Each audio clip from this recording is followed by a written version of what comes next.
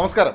Joseph, നായാട്ട്, officer on duty തുടങ്ങിയ ചിത്രങ്ങളുടെ തിരക്കഥാകൃത്തും ഇലവീഴ പൂഞ്ചിറ എന്ന സിനിമയുടെ സംവിധായകനുമായ ഷാഹി കബീർ തിരക്കഥ എഴുതി സംവിധാനം ചെയ്ത് തിയേറ്ററിലെത്തിയ റോന്ത്.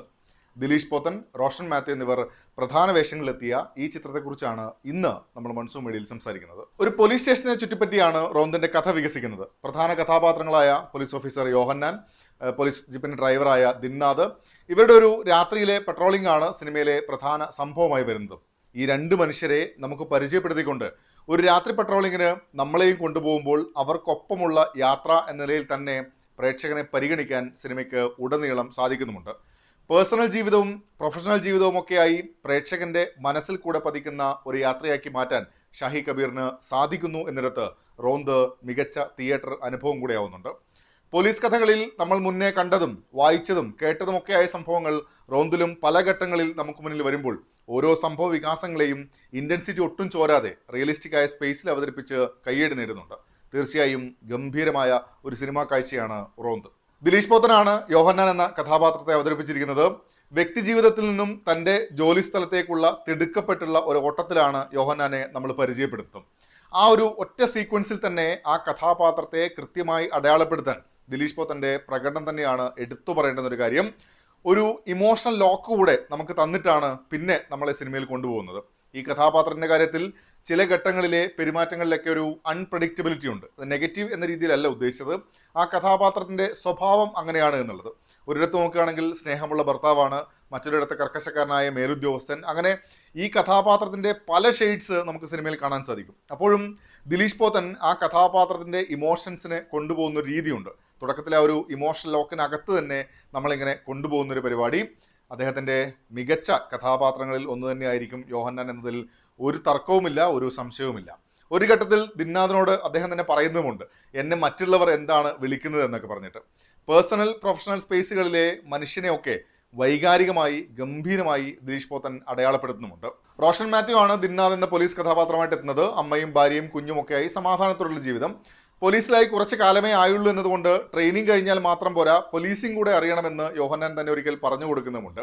ആ ചോരത്തിളപ്പും പ്രതികരണവും ഒക്കെയുള്ള ഒരു മനുഷ്യൻ റോഷൻ ഗംഭീരമായി തന്നെ ചെയ്തിട്ടുണ്ട്. അതിൽ തന്നെ നിസ്സഹായമായി പോകുന്ന സാഹചര്യങ്ങളിലെ പല അവസ്ഥകളിൽ അദ്ദേഹം മികച്ച രീതിയിൽ സ്ക്രീനിൽ കൊണ്ടുവന്നിട്ടുമുണ്ട്. ഇതിൽ ദിന്നാദിലൂടെയാണ് പ്രേക്ഷകനെ ഈ പോലീസിംഗ് പരിപാടികളിലേക്ക് സിനിമ കൊണ്ടുപോകുന്നതും. ഇവരുടെ രണ്ടുപേരുടെയും പ്രകടനം തന്നെയാണ് റോന്തിൻ്റെ നട്ടെല്ല് എന്നുകൂടെ പറയേണ്ടി വരും. ഇവരുടെ സ്വഭാവം, ഓരോ സാഹചര്യങ്ങളിൽ ഇവരുടെ പ്രതികരണങ്ങൾ, അതിൽ അവർക്കിടയിൽ ഉണ്ടാവുന്ന ചില എതിർപ്പുകൾ തുടങ്ങി റോന്ത് എന്ന പരിപാടി ലൈവാക്കി തന്നെ കൊണ്ടുപോകാൻ രണ്ടുപേർക്കും സാധിക്കുന്നുണ്ട്. മറ്റു വേഷങ്ങളിൽ വന്നവരെല്ലാം അവരുടെ റോളുകളോട് നീതി പുലർത്തിയിട്ടുണ്ട്. ഒരു വീഡിയോ കോളിന് അപ്പുറത്ത് നിൽക്കുന്ന ആളാണെങ്കിലും അവരുടെ ഇമോഷൻസിനെ ആ ഒരു ഇൻറ്റൻസിറ്റിയിൽ കൃത്യമായി തന്നെ രജിസ്റ്റർ ചെയ്തെടുക്കാൻ അവർക്ക് സാധിക്കുന്നുമുണ്ട്. കാസ്റ്റിംഗ് തീർച്ചയായും എടുത്തു പറയേണ്ടത് ഒരു പോസിറ്റീവ് തന്നെയാണ്. കണ്ണൂർ ഇരിട്ടിയൊക്കെയാണ് സിനിമയുടെ പ്രധാന ലൊക്കേഷനായി വന്നിട്ടുള്ളത്. സംഭവങ്ങൾ കൂടുതൽ നടക്കുന്നതും രാത്രിയിലാണ്. ആ ഒരു സ്ഥലം, വഴികളൊക്കെ രാത്രി കാഴ്ചയിൽ വരുമ്പോൾ റിയലിസ്റ്റിക് ആയി തന്നെ ഛായാഗ്രാഹകൻ മനേഷ് മാധവൻ നമുക്ക് മുന്നിൽ അവതരിപ്പിക്കുന്നുണ്ട്. രാത്രി കാഴ്ചകളൊക്കെ ഗംഭീരമായിട്ട് തന്നെയാണ് സിനിമയിൽ അനുഭവപ്പെട്ടത്. അനിൽ ജോൺസൺ ആണ് ചിത്രത്തിന്റെ സംഗീതം നിർവഹിച്ചത്. ലൗഡ് ആവാതെ കഥയുടെ ഒഴുക്കിനെ ബലപ്പെടുത്തുന്ന ഇമോഷൻസിന് അതിൻ്റെ ഒരു പ്യൂർ ഫീലിൽ തന്നെ പ്രേക്ഷകർക്ക് നൽകുന്നതിലും പശ്ചാത്തല സംഗീതം വിജയിച്ചിട്ടുമുണ്ട്. പ്രവീൺ മംഗലത്താണ് ചിത്രത്തിന്റെ എഡിറ്റിംഗ് നിർവഹിച്ചിട്ടുള്ളത്. പോലീസുകാരുടെ ഈ യാത്രയിൽ ഡിസ്റ്റർബിംഗ് ആയ കാഴ്ചകൾ കൂടിയുണ്ട്. അതിനെ നമ്മുടെ മുന്നിൽ പ്രസന്റ് ചെയ്യുമ്പോഴും ആ വിഷയത്തെ കൃത്യമായി അഡ്രസ്സ് ചെയ്ത് തന്നെയാണ് പറയുന്നത്. സിനിമാറ്റിക് എന്നത് മാറ്റി റിയലിസ്റ്റിക് സ്പേസിൽ തന്നെ ആ കഥകൾ ഇൻറ്റൻസ് ആവുന്നതിൽ ടെക്നിക്കൽ ഡിപ്പാർട്ട്മെന്റിന്റെ പങ്കും എടുത്തു പറയേണ്ടതാണ്. പോലീസ് സ്റ്റോറികൾ നമ്മൾ ഒരുപാട് കണ്ടിട്ടുണ്ടല്ലേ. നായകനും വില്ലനും ഒക്കെയായി നമ്മുടെ മനസ്സിൽ വന്നു പോകുന്ന ഒട്ടേറെ കഥാപാത്രങ്ങൾ ഇപ്പോൾ ഉണ്ടാവും. ആക്ഷൻ ഹീറോ ബിജുവിലെത്തുമ്പോൾ പോലീസുകാരുടെ ജീവിതം, പ്രത്യേകിച്ച് അവരുടെ പോലീസ് ജീവിതം എന്നതിനെ പ്രേക്ഷകർക്ക് കുറച്ചുകൂടെ അടുത്തറിയാൻ സാധിക്കുന്ന രീതിയിലാണ് വന്നിട്ടുള്ളത്.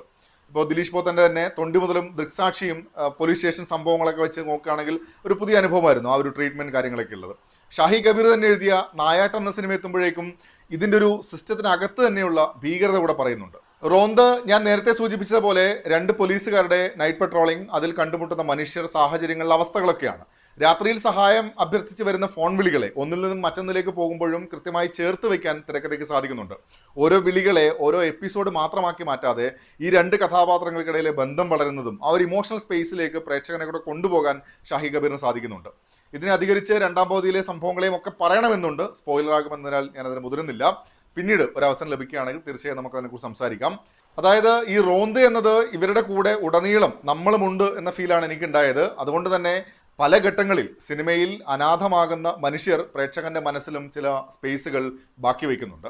റോന്ത് നമ്മളോട് പലതും പറയുന്നുണ്ട്. ഒരു വശത്ത് അവശേഷിക്കുന്ന ജീവിതങ്ങൾ എന്താകും എന്ന ആകാംക്ഷ പോലെ തന്നെ ഇപ്പുറത്ത് തുറന്നുള്ള ജീവിതം എങ്ങനെയായിരിക്കാം എന്നൊരു ആശങ്ക കൂടെ ബാക്കിയാക്കുന്നുണ്ട്. അത് ആ കഥാപാത്രങ്ങളെ അത്രത്തോളം മികച്ച രീതിയിൽ നമ്മൾ എത്തിക്കാൻ സാധിച്ചു എന്നതുകൊണ്ട് തന്നെയാണ്. ഈ വീഡിയോയിൽ ഞാൻ മുന്നേ പറഞ്ഞ പോലെ അനാഥമാകുന്ന പലതുമുണ്ട്.